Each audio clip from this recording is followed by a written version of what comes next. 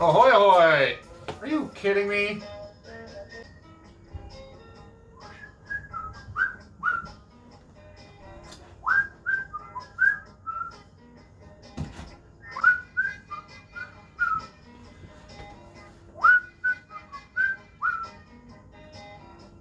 This is a catchy song. Ahoy, ahoy! November 25, 2020, day I don't know. We are listening to Winchester Cathedral. The first song is awesome. Oh. So, you know how I've been growing out my hair for Thanksgiving to scare my uncles and aunts because I would put it in a man bun and it was going to be hilarious? Yeah, Thanksgiving got canceled, so I've been literally growing my hair out the whole year of 2020 for absolutely no reason. I am very sad, distraught, and I gotta move these so that you can see them. I don't know how. Can't cover that up. I have a haircut scheduled on Saturday. Well, we're gonna remove some stuff because this is too much.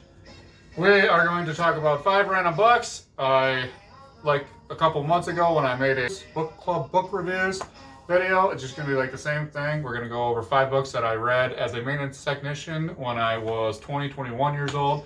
I read a lot during that time period of my life, so I randomly picked 5 books with a wide range of how I enjoyed them, just to give you some variety and some different kind of opinions. And the first one is a DNF. That was Wheel of Time.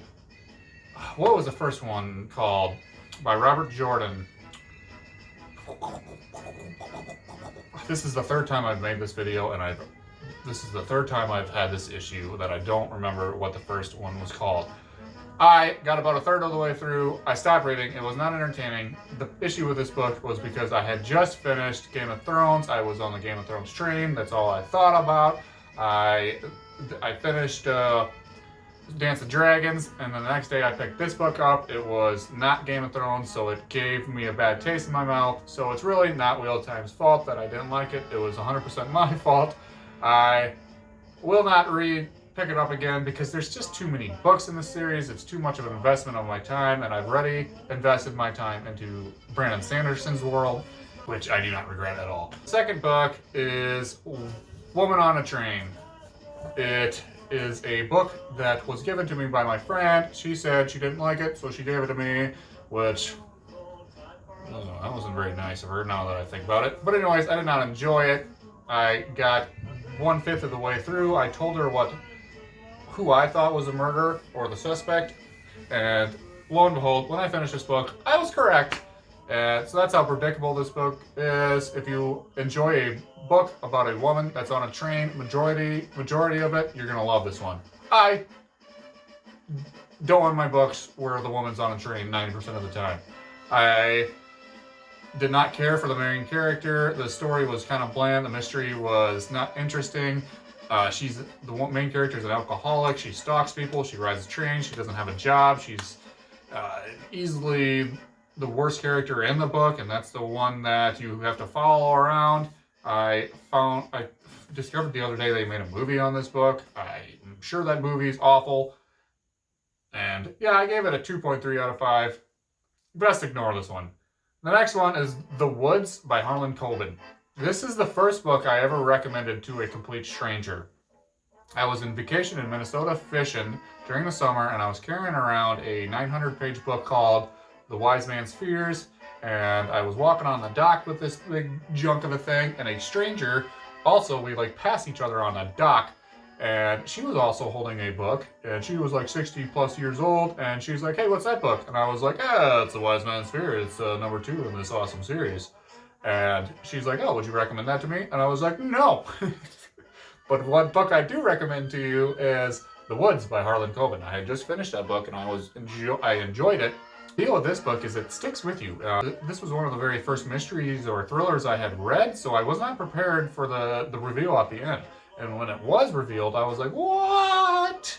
That's cool. So I started reading mysteries and thrillers after this one. It's about a guy who has a past where in high school or whatever during the summer that they got sent to a camp near some woods, and there was like 2 or 3 people died in that summer, and those events started coming up again in his adult life, and then he started digging into it, and then he started realizing things were not so cut and dry.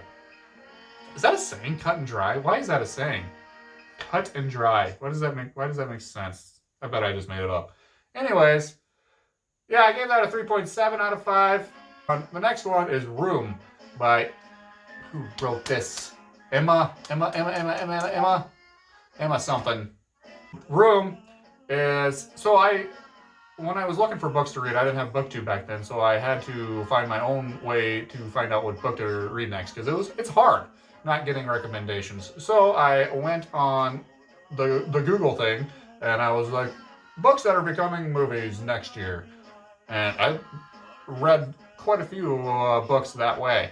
Room was one of them. So I picked up Room, and I was not prepared for what I read. This is a phenomenal book. It is about a woman, or like a 16-year-old girl that gets kidnapped by a guy. This guy puts her in a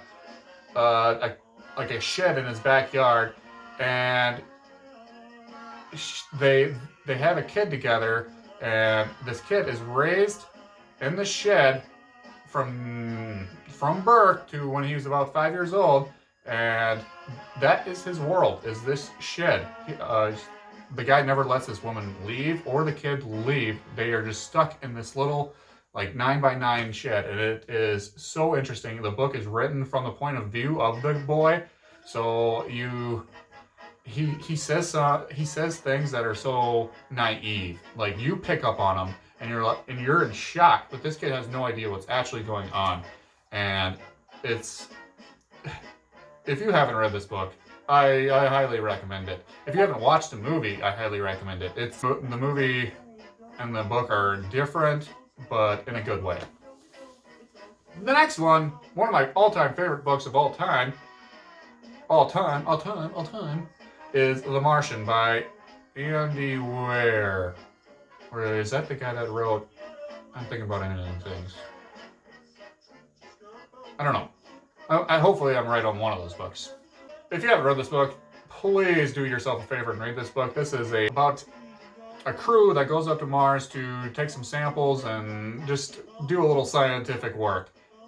There was a storm while they were out and about, and Mark Watney, the main character, gets blown away, and the rest of his crewmates think he's dead, so they leave him on Mars. He did not die, but he's alive, left alone on Mars, and he has to survive until he can get rescued. And this is so scientifically accurate, this book, and it is so scientifically interesting. Stuff doesn't go right for him, obviously. He's a human on Mars, so things go wrong. The book is written so that he brings you along on his troubleshooting ride. If something goes wrong, he picks it apart in a very interesting way. My music stopped, so I got to stop here soon. And it is so interesting. You're rooting for Mark Watney, who's one of the best characters ever written. If you haven't read it, read it. If you haven't watched the movie, watch the movie. It's good. And that's it. Those are the 5 books. Let me know if you've read any of them, what your opinions are. Have a safe and good Thanksgiving. My Thanksgiving is going to be very interesting. In a bad way, I think. Oh well. Life goes on. Why do you lie? Freaking cat. Oh. Toodaloo. Have a good day. I really need an outro.